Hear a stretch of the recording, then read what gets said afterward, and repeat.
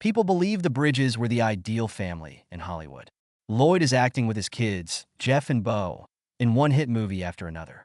3 generations of ability on screen together. There was also a story of competition, bitterness, and a father's tough decision that almost ruined everything. We're revealing the truth about what happened on the sets of their most famous movies and the surprising secret that Lloyd never shared before he died. Lloyd Bridges was born on January 15, 1913, in San Leandro, California. His parents, Harriet and Lloyd Bridges Sr., moved there from Kansas before he was born. His father was a businessman who managed hotels and even owned a movie house for a while. Lloyd's early interest in comedy might have affected him, but he didn't always plan to be an actor. He moved around Northern California with his family when he was growing up. That constant change may have helped him become adaptable, which later shaped his performing career. His father wanted him to be a lawyer because it was a good and safe job. But Lloyd was starting to focus on something else. He finished high school at Petaluma in 1931. Then, he joined the University of California, Los Angeles. He studied political science at UCLA. College can lead people to unexpected opportunities. For Lloyd, his journey was in theater. He became a part of school productions. Soon he figured out that he wanted to be an actor. While performing in March Hares, he met another actor named Dorothy Dean. She would later become his wife and life partner. He also joined the Sigma Alpha Epsilon Club, which helped him build a strong group of friends. The culture scene at UCLA was doing very well. The thrill of playing in front of a crowd showed that law was not the right path for him. The stage was his true place. By the late 1930s, Lloyd began his playing career. He made his Broadway debut in 1939 in a performance of Othello. Playing live for an audience was hard, but it helped him gain important experience. The New York theater scene was tough, but he was eager to show what he could do. After his work on Broadway, he took part in off-Broadway shows and helped set up a theater. He played, directed, and produced there. That practical knowledge made him more than just an actor. It helped him better understand stories and acting. The Great Depression made life hard for the entertainment business, but it also pushed artists to be creative and find new ways to succeed. Lloyd was like everyone else. His next test was Hollywood. He started acting in movies in the late 1930s, but his early parts were minor. In 1941, he joined Columbia Pictures as a hired player. This meant he had consistent work, even if the tasks were small. One of his first parts was in Here Comes Mr. Jordan. In 1941, he played a pilot in a short but memorable scene. Just as his film career was taking off, World War II disrupted everything. He joined the U.S. Coast Guard in 1942. His time in the military kept him away from Hollywood, but it gave him valuable life lessons that influenced his acting later on. His training and the tough challenges of military life would help him act realistically in action and adventure parts later on. After the war, he went back to Hollywood. But the game has changed. In the late 1940s and early 1950s, there was a strong fear of communism, known as the Red Scare. Actors who were linked to leftist groups faced suspicion. Lloyd was part of the Actors Lab, a theater group that focuses on progressive political issues. That group put him on a ban for a little while. For many people in Hollywood, being blacklisted ended their careers. Lloyd was finally cleared by the FBI and could work again. Lloyd Bridges acted for many years, but he became a star because of Sea Hunt. The show started on TV in 1958 and lasted for 4 seasons, with 155 episodes full of underwater adventures. It was a show that viewers had never seen before. Bridges played Mike Nelson, a former Navy frogman who works as a freelance diver. Every week, Nelson went on risky tasks, from rescuing people in the ocean to searching for sunken treasure. He fought crooks, saved lives, and studied the secrets of the ocean. At first, big TV networks thought an underground show wouldn't be successful. Filming underwater seemed too difficult. They rejected it, but director Ivan Torres didn't give up. He sold Sea Hunt straight to local TV stations rather than using a network. The risk was worth it. Audiences enjoyed it, and the show became one of the most popular broadcast hits of its time. For Bridges, this role was more than just another playing part. A few years ago, he had a hard time finding a job after being temporarily banned in Hollywood. His work had come to a standstill. He needed a way to return. Sea Hunt gave him an opportunity, and he took full advantage of it. He wasn't a trained diver when he got the job, but he worked hard to learn. He went through a fast, intense scuba diving course with experts to make sure he looked like a professional on camera. He quickly started doing most of his own stunts, spending long periods underwater and physically challenging himself to make each show feel authentic. Sea Hunt involved the whole family. Bridges' boys, Beau and Jeff, appeared on the show. They were still young, but working with their father let them see how the industry works. It wasn't only about acting. It was also about spending time together and learning from someone who had experienced both the good and bad times in Hollywood. Filming Sea Hunt had its difficulties. Bridges needed to be in great condition to support underwater stunts. He wasn't just swimming. He was diving deep, exploring underwater caves, and interacting with fake sea animals. The hours were long and the conditions were hard. But by the end of the series, he had become skilled in the water. Lloyd Bridges had a unique career. He went from serious plays to action thrillers, and then unexpectedly became a comedy star. One of his first notable parts was in the 1952 classic Western High Noon, which featured Gary Cooper. The whole movie happens in real time, showing a police officer getting ready for a dangerous encounter. Bridges played Harvey Pell, a deputy who turns his back on his boss at the worst possible time. The part was initially given to Lee Van Cleef, but the producers thought his strong features made him appear too much like a bad guy. That choice allowed Bridges to play a character torn between wanting success and feeling afraid. His acting made the story more tense, making the betrayal feel stronger. The film faced its own challenges behind the scenes. Gary Cooper had major health issues like a bleeding ulcer, but he still performed his own stunts. High Noon had a political message. It was seen as a reaction to the Red Scare and the blacklisting of Hollywood actors during McCarthy's time. The effect was clear. The film was added to the National Film Registry, and its theme song, "Do Not Forsake Me, Oh My Darling," became very popular. Years later, Bridges took a surprising turn in his career with the movie Airplane in 1980. Before this film, he was mostly recognized for serious parts, but this film changed that. He played Steve McCroskey, a stressed air traffic director who tries to give up bad habits at the worst moments. He says he chose the wrong week to stop smoking. First, it's drinking, then using amphetamines, and finally chewing glue. His serious way of speaking made the silly lines even funny. Airplane. It was a funny take on disaster movies, especially the 1957 film 0 Hour. It was full of quick jokes and silly fun. The movie cost just $3.5 million to make, but it was very successful, making over $130 million around the world. It also changed how people viewed Bridges. After years of playing tough roles, he showed he could act in comedies just as well. The success of Airplane resulted in more comedy parts. You have information about Hot Shot from 1991 and its sequel, Hot Shot Part 2, from 1993. These flicks made fun of action movies, especially Top Gun and Rambo. Bridges portrayed Admiral Thomas Tug Benson, a very unskilled boss with many silly injuries. Each scene showed a different body part he claimed to have changed. The part was originally intended for George C. Scott, but he declined it. Bridges' over-the-top act became a highlight of the series. Bridges had the unique opportunity to work with his boys, Jeff and Beau, on several projects. One of the most unforgettable stories was about Tucker, a man with a big dream. In 1988, a movie about an inventor who wants to change the car business. Jeff had the main part, and Lloyd played a senator who wanted to stop him.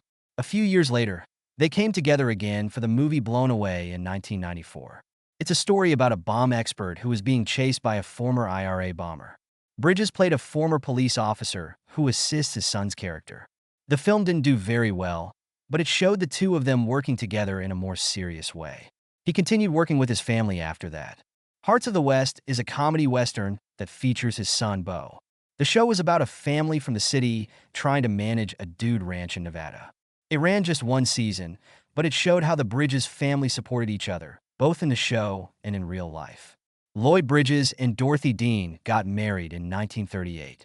They were in love for 60 years until Lloyd passed away in 1998. Dorothy was more than just his wife. She was his partner in every way. She helped him with his work while taking care of their family.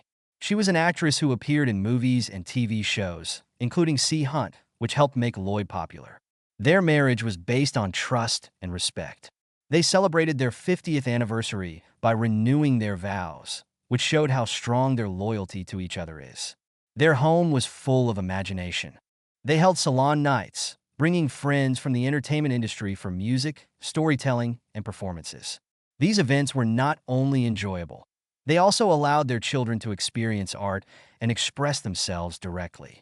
Beau and Jeff Bridges grew up around actors, writers, and singers. It influenced how they viewed the world. Lloyd never pushed his kids to do what he did. Beau, born in 1941, liked basketball and played for UCLA. With the great coach John Wooden, he eventually discovered that acting was his true calling. Jeff was born in 1949. He loved music, but discovered that his real interest was in film. Their sister, Cindy, also tried performing but decided to take a different route. The family faced a tragedy. In 1948, their youngest child, Garrett, died when he was only 6 weeks old. Throughout everything, Lloyd taught his children important ideals. Work hard, be kind, and show respect to everyone on a film set, regardless of their role. He never thought of himself as a Hollywood star. He treated all people equally. That lesson stuck with his children for their whole lives.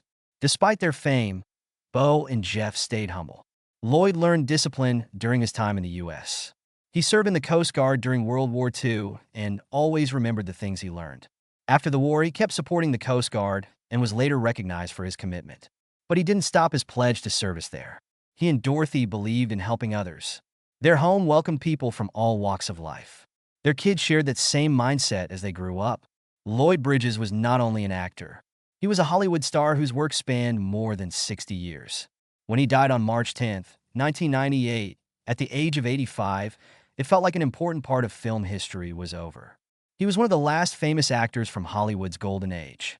His death brought moving tributes from actors, directors, and fans who were moved by his work. Bridges had heart issues since 1992, but he never let that stop him from doing what he loved. He continued to act into his 80s, playing a variety of parts that demonstrated his amazing talent. His last film, Mafia, came out after he died and was made in his honor. It was a funny show that seemed like the right goodbye for a man who was great at making people laugh in movies like Airplane. In Hot Shots, even as his health got worse, he never stopped loving to tell stories. At his funeral, family, friends, and famous people from Hollywood came together to say goodbye. His sons, Beau and Jeff Bridges, stood side by side, remembering their father. They talked about his knowledge, kindness, and the lessons he shared. People still remember and celebrate his work, and it is often mentioned in pop culture. In 1994, he received a star on the Hollywood Walk of Fame, located at 7065 Hollywood Boulevard. That star is still there, reminding us of his impact on popular history. In 1998, there was an episode of Seinfeld called The Burning. It was dedicated to remembering him. Fans of the show will remember him as Izzy Mandelbaum, the funny old exercise enthusiast who first showed up in The English Patient and came back in The Blood. His character was focused on showing he was in great shape, always daring Jerry to silly strength contests and often saying his motto, "It's go time." His passing was sad, but the homage kept his presence in the show alive. In that same year, Jane Austen's Mafia came out. It is a funny movie that makes fun of great mob films. The film also honored him with a dedication, marking the end of a career that had seen him take on everything from serious dramatic parts to outlandish comedies. In 2011, over 10 years later, Bridges was honored for something outside of Hollywood. He received the Lone Sailor Award after his death, a special award given to former Coast Guard members who have achieved successful jobs. This recognition wasn't only for him. His sons, Jeff and Beau, are both famous actors and won the same award that year. His family keeps his memory alive. His two sons also followed his example and started their own businesses. Beau and Jeff Bridges have always spoken about the effect their father had on their lives. He was more than just a movie star to them. He was a guide, a role model, and a man who taught them the importance of dedication and respect. Beau Bridges didn't accidentally become an actor. It was a part of his family's history. He was born on December 9, 1941, in Los Angeles, California, and he watched his father, Lloyd Bridges, become famous in Hollywood as he grew up. His mother, Dorothy Bridges, was also an actor, so Beau grew up around the film industry. He wasn't just sitting back and observing. He started his acting career at the age of 6 in the movie No Minor Vices in 1948, and then appeared in The Red Pony in 1949. His father took him to sets, giving him a front row seat to how movies were made. One of his first memories is watching his dad film a fight scene with Gary Cooper in the movie High Noon, 1952. Those experiences were not only enjoyable, but they also taught me a lot. As Beau grew up, he became interested in more things. He played basketball in high school and got a scholarship to UCLA. But he never stopped thinking about acting. While he was learning, he began getting parts in TV shows like The Fugitive and The Loner. Beau was shaping his own future, even with his father's help. By the time he moved from child acting to more serious jobs, he had spent several years learning how to act. He wasn't just a popular actor because of his last name. He was showing that he had ability. A key moment in his work happened in 1989. He acted with his younger brother, Jeff Bridges, in the movie The Fabulous Baker Boys. The film followed two musician brothers trying to keep their act alive. Michelle Pfeiffer played a singer who caused a stir. Beau and Jeff had great chemistry, but it wasn't guaranteed they would get chosen for the role. Director Steve Kalos was unsure at first because he worried it might look like a trick. Jeff was the one who convinced him. He showed the studio an old Polaroid of them doing street theater as kids. That genuine quality made it happen. When The Fabulous Baker Boys came out, both reviewers and audiences enjoyed it. The film has a 97% approval rate on Rotten Tomatoes and is praised for its acting and story. Beau played the sensible older brother, Frank Baker, while Jeff played the reckless character, Jack. Their relationship felt genuine because they were serious, not just pretending. They were drawing from years of being brothers in real life. The film's success showed that Beau could handle complicated characters, and it became one of the most important parts of his career. Beau's success extended beyond movies. His TV work was just as impressive. He acted in many shows and became known as a flexible and dependable character. One of his most memorable parts was Carl Hickey in My Name is Earl, where he played the main character's father. He won a Primetime Emmy Award for his work. In The Closer, he played Detective George Andrew, adding depth and experience to his character. Whether in drama or comedy, he made his figures feel genuine. Even while starting new projects, Beau always stayed connected to his family's heritage. His father was a famous Hollywood star, and Beau was happy to follow in his footsteps. He got 3 Emmy Awards and 2 Golden Globes, making him one of the greats. He received a star on the Hollywood Walk of Fame for his work in movies and television. But more than the awards, his family kept his memory alive. His son, Ezekiel Bridges, followed his example by acting in movies and keeping the family practice going. Jeff Bridges was born into a famous Hollywood family on December 4, 1949. His father, Lloyd Bridges, was a famous actor, and his mother, Dorothy, also worked in theater. Jeff grew up in a creative home and started playing when he was young. His father's job let him see everything up close, and soon Jeff was going on sets himself. One of his first acting jobs was on Sea Hunt, a TV show that featured his dad and older brother, Beau. These early experiences helped Jeff gain more than just acting practice. They taught him the basics of acting and speaking, along with the difficulties that come with being an actor. His family was important in developing his passion for the craft. Since Lloyd was usually busy with work, Beau took on the role of a guide. An example, their friendship helped Jeff deal with the uncertainties of Hollywood. By the time he graduated high school in 1967, he already had several years of work experience. Acting wasn't his only interest. At one point, he thought about leaving the family business to try out other things. But the urge to act was too strong to resist. In 1971, Jeff's career got a big boost when he was cast in The Last Picture Show, a coming-of-age film directed by Peter Bogdanovich. He played Dwayne Jackson, a high school football player dealing with the challenges of growing up. Jeff's performance got him a nomination for the Best Supporting Actor Academy Award, a significant moment that showed he was more than just the son of a well-known star. In the following years, he gained a strong name by delivering great performances in Fat City in 1972 and The Last American Hero in 1973. Then came the movie Thunderbolt and Lightfoot in 1974, which established his status in Hollywood. Jeff acted with Clint Eastwood, playing a charming young car thief. His role won him another Oscar nomination.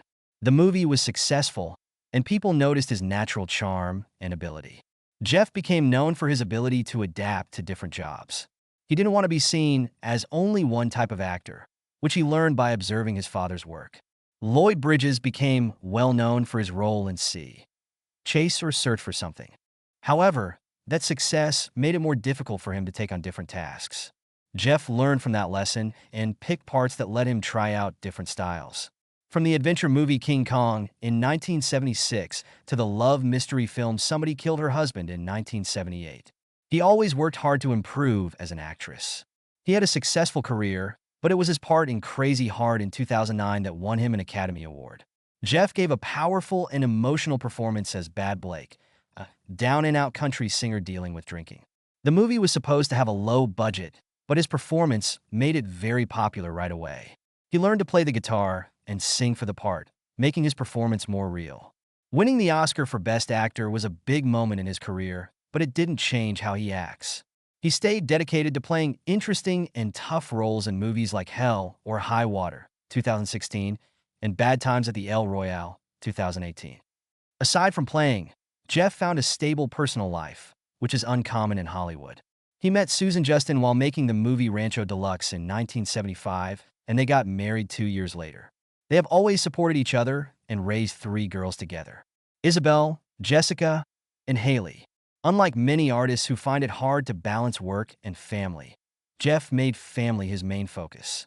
He often talks about how important his family is, saying they help him stay grounded during the highs and lows of Hollywood.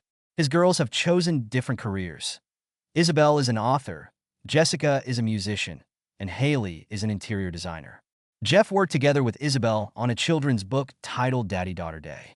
His relationship with his girls grew stronger when he had lymphoma in 2020. Fighting cancer helped him appreciate life more. After his successful treatment, he went back to acting with a fresh outlook. Jeff's work has lasted over 50 years because he never limited himself to just one type of job. He worked on challenging projects, avoided getting stuck in one role, and stayed open to new chances. Whether playing the laid-back dude in The Big Time and time again, that he is one of Hollywood's most adaptable actors. His father's advice to explore different options influenced his work, and as a result, he built a legacy that inspires many actors today.